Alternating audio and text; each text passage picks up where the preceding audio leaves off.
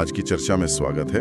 हम कुछ बड़ी अंतर्राष्ट्रीय हलचलों पर गौर कर रहे हैं, खासतौर पर चीन के तियानजिन शहर में। जी हाँ, वहाँ हाल ही में SCO मतलब शंघाई कोऑपरेशन ऑर्गेनाइजेशन का शिखर सम्मेलन हुआ। बिल्कुल। और वहीं भारत और चीन के नेताओं के बीच एक अहम मुलाकात हुई। और ये मुलाकात देखा जाए तो कई मायनों में खास है।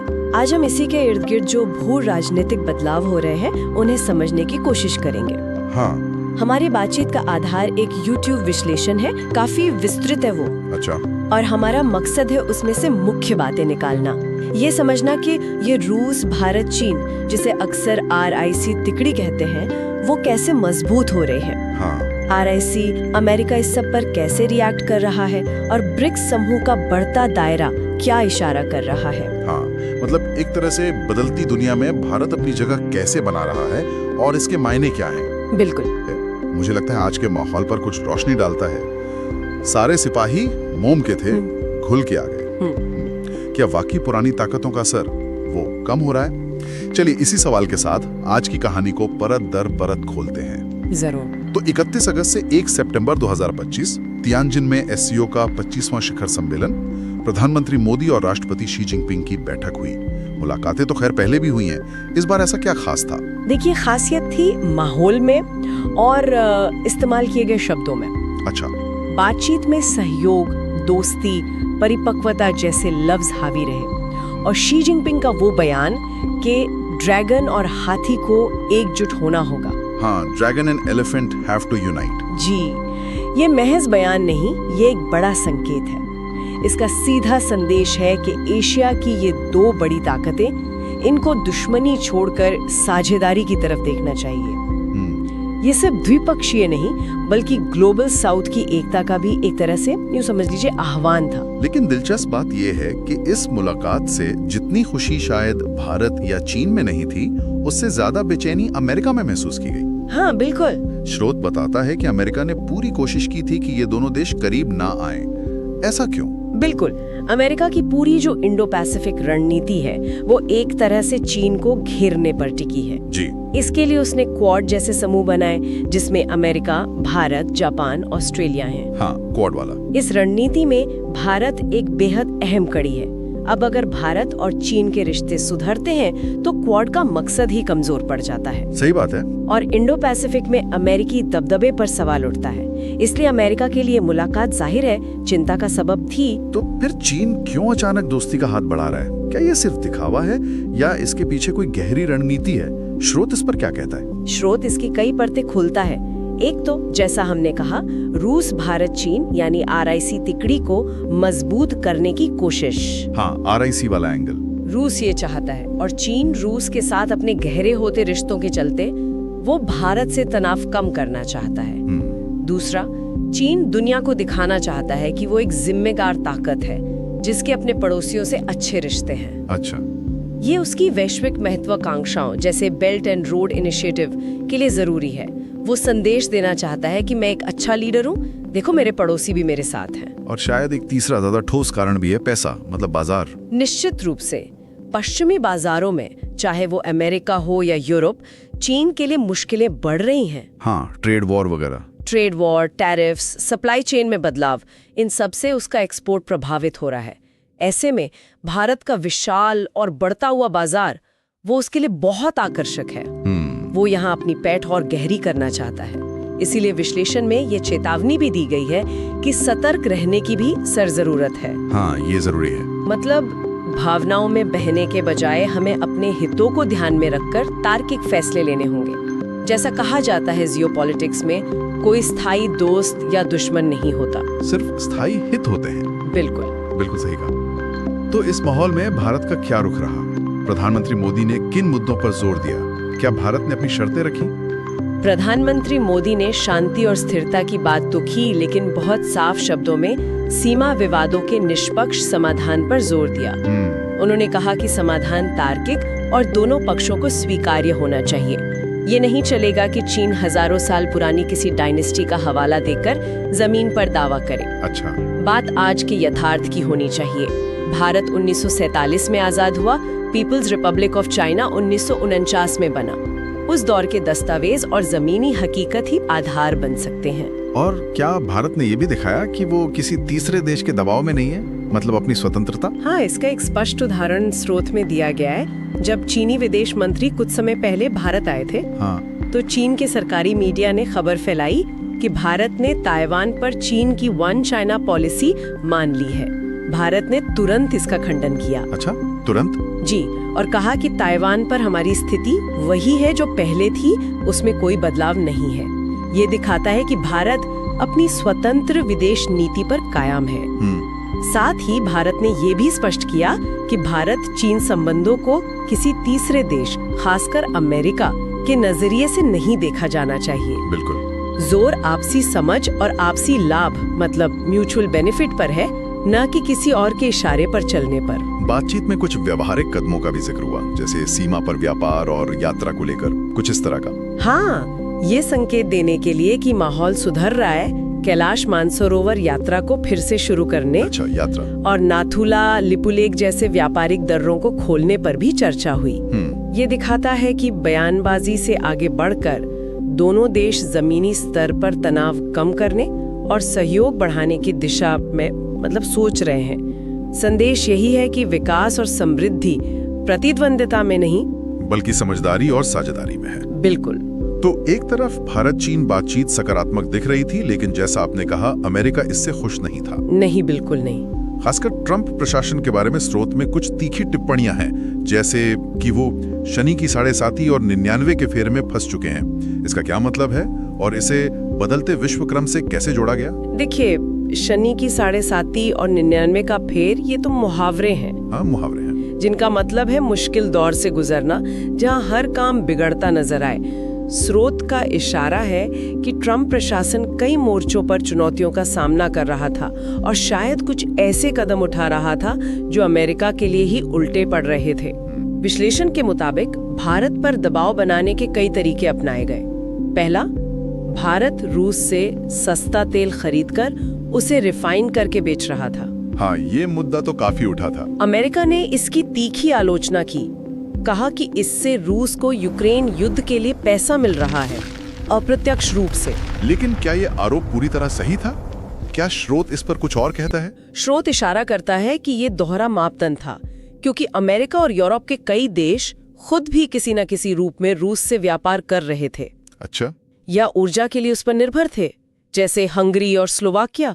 वो रूसी तेल पाइपलाइन पर टिके थे, तो सिर्फ भारत को निशाना बनाना वो कहाँ तक जायज था? सही बात है। और व्यापार के मोर्चे पर भी दबाव था, टैरिफ वगैरह। हाँ, ये काफी बड़ा कदम था। भारत पर भारी टैरिफ लगाए गए, 25% सामान्य और 25% अतिरिक्त। बाप रे, 50% तक? हाँ, कुल मिला के 50% तक पहुंच गए। इसके कारण सीधे तौर पर भारत के रूस से बढ़ते संबंध, ब्रिक्स, हाँ, BRICS, ब्राजील, रूस, भारत, चीन, दक्षिण अफ्रीका का समूह, उसके साथ भारत का जुड़ाव और ऐसी व्यापारिक नीतियां बताई गई जो अमेरिका को पसंद नहीं थी। विश्लेषण कहता है कि यह पिछले 25 सालों की अमेरिकी नीति से बिल्कुल उलट था। बिल क्लिंटन से लेकर ओबामा और बाइडेन तक सभी ने भारत के साथ रिश्ते मजबूत करने पर जोर दिया था। सही। ट्रंप का मेक अमेरिका ग्रेट अगेन शायद बाकी दुनिया को साथ लेकर चलने के बजाय वो अलग थलग करने की तरफ बढ़ गया। यूक्रेन और नेटो के मुद्दे पर भी ट्रंप के रूप में काफी विरोधाभास दिखा, स्रोत में इसका जिक्र है। बिल्कुल जी। पहले यूक्रेन के राष्ट्रपति जेलेंस्की का जोरदार समर्थन किया। हाँ। यूक्रेन युद्ध का एक बड़ा कारण ही यूक्रेन की नाटो में शामिल होने की महत्वाकांक्षा थी, जिसे पश्चिमी देशों का समर्थन था। बिल्कुल। लेकिन फिर अचानक ट्रंप ने कह दिया कि यूक्रेन नाटो का सदस्य नहीं बनेगा। अरे, वैश्विक स्तर पर अमेरिका की विश्वसनीयता पर सवाल उठाते हैं। एक और काफी चौंकाने वाली बात स्रोत में सामने आई है, जो शायद पर्दे के पीछे चल रही तनातनी को दिखाती है। नोबेल शांति पुरस्कार का मामला। हाँ, ये न्यूयॉर्क टाइम्स और ANI की रिपोर्ट्स का हवाला देते हुए विश्लेषण में बताया गया है। अच्छा।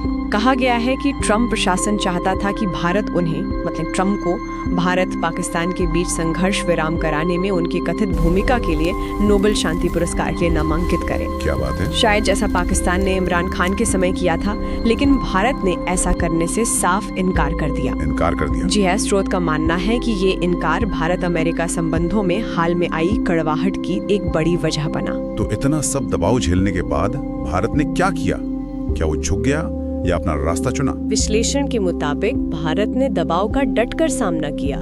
एक दिलचस्प बात ये बताई गई है कि प्रधानमंत्री मोदी ने कथित तौर पर ट्रंप के कई फोन कॉल्स का जवाब तक नहीं दिया। अच्छा, ये दिखाता है कि 2014 के बाद भारत की विदेश नीति में जो एक झुकाव अमेरिका की तरफ दिखता था, उससे हटकर अब भारत पूरी तरह अपने राष्ट्रीय हितों को सर्वोपरि रखकर फैसले ले रहा है, किसी के दबाव में आए बिना। तो क्या ये अमेरिका से बढ़ती दूरी और दूसरी तरफ आरआईसी यानी रूस, भारत, चीन और ब्रिक्स जैसे समूहों से नजदीकी एक ही सिक्के के दो पहलू हैं? हाँ, ये दोनों चीजें आपस में जुड़ी हुई लगती हैं। स्रोत आरआईसी के मजबूत होने को पश्चिम के लिए चुनौती क्यों मानता है? पश्चिम को, खासकर अमेरिका को हमेशा से ये डर रहा है कि अगर दुनिया की 3 बड़ी उभरती ताकतें रूस, भारत और चीन एक साथ आ गईं, तो उनकी मिलीजुली सैन्य शक्ति, विशाल आबादी और बढ़ती अर्थव्यवस्था एक ऐसा ब्लॉक बना देगी जिसे कंट्रोल करना नामुमकिन होगा। एक पावर ब्लॉक। जी, उनका संसाधन आधार बहुत बड़ा हो जाएगा। इसीलिए शायद पश्चिम को भारत और चीन के बीच तनाव की स्थिति ज्यादा रास आती थी। उन्हें लगता था कि जब तक ये दोनों आपस में उलझे रहेंगे, आरआईसी तिकड़ी कभी हकीकत नहीं बन पाएगी। लेकिन हाल के घटनाक्रम तो इसी तिकड़ी के मजबूत होने का इशारा कर रहे हैं। बिल्कुल, इसके कई ताजे उदाहरण हैं। जैसे रूस के राष्ट्रपति पुतिन की दिसंबर में होने वाली भारत यात्रा की क्रेमलिन द्वारा आधिकारिक पुष्टि। अच्छा, दिसंबर में? जी, ये सामान्य यात्रा नहीं बल्कि बदलते समीकरणों में एक महत्वपूर्ण कदम है। फिर तियानजिन में प्रधानमंत्री मोदी ने शी जिनपिंग को 2026 में होने वाले ब्रिक्स शिखर सम्मेलन का न्योता दिया। हाँ, 2026 में। जिसे शी जिनपिंग ने न सिर्फ स्वीकार किया बल्कि भारत की अध्यक्षता का खुलकर समर्थन भी किया। ये सब दिखाता है कि पर्दे के पीछे काफी कुछ चल रहा है और ये तीनों देश आपसी समन्वय बढ़ा रहे हैं। और इसमें ब्रिक्स समूह का विस्तार भी एक अहम कड़ी है। अब तो इसे ब्रिक्स प्लस कहा जाने लगा है। निश्चित रूप से ब्रिक्स का विस्तार, जिसमें कई और देशों को शामिल किया गया है, ये डॉलर और पश्चिमी आर्थिक प्रभुत्व के लिए सीधी चुनौती है। ये देश आपस में अपनी मुद्राओं में व्यापार करने, एक नया पेमेंट सिस्टम बनाने की बात कर रहे हैं। स्रोत बताता है कि भारत पर ट्रंप द्वारा लगाए गए भारी टैरिफ का एक कारण ब्रिक्स का बढ़ता प्रभाव भी था। अच्छा, ये भी एक वजह थी। हाँ, हाल ही में पुतिन ने चीनी न्यूज एजेंसी को दिए एक इंटरव्यू में पश्चिमी देशों द्वारा ब्रिक्स देशों को निशाना बनाने को अवैध करार दिया। अवैध कहा? जी, उन्होंने कहा कि ये सभ्य देशों का तरीका नहीं है। ब्रिक्स देश अपनी अर्थव्यवस्थाएं खुद चला सकते हैं, वो किसी के गुलाम नहीं है। विश्लेषण में रूस के एक और प्रस्ताव का जिक्र है जो उसने भारत की मदद के लिए दिया था। हाँ, जब अमेरिका ने भारत पर टैरिफ लगाए तो रूस ने आगे बढ़कर कहा कि जिन भारतीय सामानों पर अमेरिकी टैरिफ का असर पड़ रहा है, उनके लिए रूस का बाजार खुला है। अच्छा, ये बड़ी बात है। भारत अपना निर्यात रूस की तरफ मोड़ सकता है। इसके अलावा ये उम्मीद भी जताई गई है कि अब चीन के साथ जो बातचीत का नया दौर शुरू हुआ है, उससे शायद भारत अपने भारी व्यापार घाटे को कुछ कम कर पाएगा। हाँ, ये एक बड़ा मुद्दा है चीन के साथ। बिल्कुल, ये निर्भरता कम करके आत्मनिर्भरता की दिशा में एक कदम हो सकता है, ऐसा स्रोत का मानना है। तो इन सारी बातों को समेटे तो दुनिया आखिर जा किधर रही है? इस पूरी उथल पुथल का निचोड़ क्या है? निचोड़ ये है कि दुनिया अब एक ध्रुवीय नहीं रही, मतलब जहाँ सिर्फ एक सुपर पावर का दबदबा हो। हम तेजी से एक बहुध्रुवीय मल्टीपोलर व्यवस्था की तरफ बढ़ रहे हैं। Multipolar world. जी, पश्चिमी देशों का वो दबदबा जिसे स्रोत व्यंग्यात्मक रूप से अवैध नेतृत्व कहता है। हाँ, अवैध नेतृत्व मतलब ऐसा नेतृत्व जो शायद योग्यता या सहमति पर आधारित न होकर सिर्फ ताकत पर टिका था, उसे अब खुली चुनौती मिल रही है। स्रोत एक बड़ी दिलचस्प उपमा देता है। कहता है कि जब प्रकृति या व्यवस्था में बड़ा बदलाव आता है तो थोड़ी उथल पुथल मचती है। अच्छा। जैसे घर में जब झाड़ू लगती है तो पहले धूल उड़ती हुई दिखती है, लगता है गंदगी बढ़ गई। हाँ हाँ, होता है। लेकिन असल में वो सफाई की प्रक्रिया होती है। तो शायद ये जो आज दुनिया में उथल पुथल दिख रही है, ट्रेड वॉर, तनाव, नए गठबंधनों का बनना, ये सब उसी अवैध नेतृत्व की सफाई का दौर है, जो एक नई ज्यादा संतुलित विश्व व्यवस्था को जन्म देगा। शायद इसका मतलब ये हुआ कि भारत के लिए ये समय बहुत ही नाजुक और अहम है। बहुत ज्यादा। एक तरफ उसे अपने राष्ट्रीय हित साधने, जैसे सीमा विवाद सुलझाना, जी चीन के साथ व्यापार घाटा कम करना, जी, दूसरी तरफ उसे इन बड़े भू राजनीतिक बदलावों जैसे आरआईसी का मजबूत होना और ब्रिक्स का विस्तार जी। के बीच अपनी जगह बनानी है, संतुलन साधना है। बिल्कुल। स्रोत भी शायद इसीलिए भारत सरकार के चीन के साथ संभल कर फूंक फूंक के कदम रख के आगे चल रहे वाली दृष्टिकोण का समर्थन करता दिख रहा है। हाँ, ये जरूरी भी है। लक्ष्य ये है कि आरआईसी भी मजबूत हो, लेकिन भारत के अपने मुद्दे भी पीछे न छूट जाए। बिल्कुल, ये तलवार की धार पर चलने जैसा है, जहाँ संतुलन ही सफलता की कुंजी है। सावधानी और राष्ट्रीय हित सर्वोपरि होने चाहिए। तो आज हमने देखा कि कैसे त्यांगजिन में भारत चीन की मुलाकात सिर्फ एक बैठक नहीं थी, बल्कि बदलते वैश्विक समीकरणों का एक आईना थी। सही कहा। अमेरिकी दबाव के बीच ये संवाद कैसे आगे बढ़ा, आरआईसी तिकड़ी कैसे फिर से मजबूत हो रही है और ब्रिक्स का विस्तार दुनिया में शक्ति संतुलन को कैसे बदल रहा है। ट्रंप प्रशासन की नीतियों ने भी इस बदलाव में उत्प्रेरक का काम किया। हाँ, और ये भी समझा कि भारत कैसे एक स्वतंत्र विदेश नीति पर चलते हुए किसी गुट का पिछलग्गू बने बिना इन जटिल परिस्थितियों में अपने राष्ट्रीय हितों को साधने की कोशिश कर रहा है। स्रोत में हमने चीन के बाजार में पैठ बनाने के लक्ष्य और सीमा विवादों के जटिल इतिहास दोनों का जिक्र सुना। जी हाँ, ऐसे में एक सवाल मन में उठता है जिस पर शायद सभी को सोचना चाहिए। आरआईसी या ब्रिक्स जैसे समूहों में अपनी भागीदारी बढ़ाते हुए भारत ये कैसे सुनिश्चित कर सकता है कि ये नए रिश्ते वाकई उसके दीर्घकालिक, रणनीतिक और आर्थिक हितों को पूरा करें, और कहीं ऐसा ना हो कि इनमें उलझकर उसकी अपनी संप्रभुता या सुरक्षा पर कोई आंच है। इस पर विचार कीजिएगा। ये वाकई एक अहम सवाल है, जिसका जवाब निरंतर सतर्कता और सुविचारित कूटनीति में ही मिलेगा। आज के इस विश्लेषण में शामिल होने के लिए धन्यवाद। धन्यवाद।